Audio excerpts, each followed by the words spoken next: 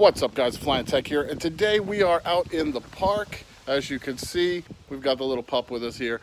I'm going to be flying the Bugs 2C that I put an FPV camera system on. It will be powered third party by a different battery here. I've gone ahead and put the Ishin ET 600 milliwatt transmitter on here. I just want to give a special shout out to Ryan over at RD's Drone Reviews. If you haven't checked this guy's channel out, there'll be a link in the description. Definitely go check him out. Ryan, thank you very much for donating this to the channel. We really appreciate it. So now we're going to put it to some good and take it up for a flight. So let's go.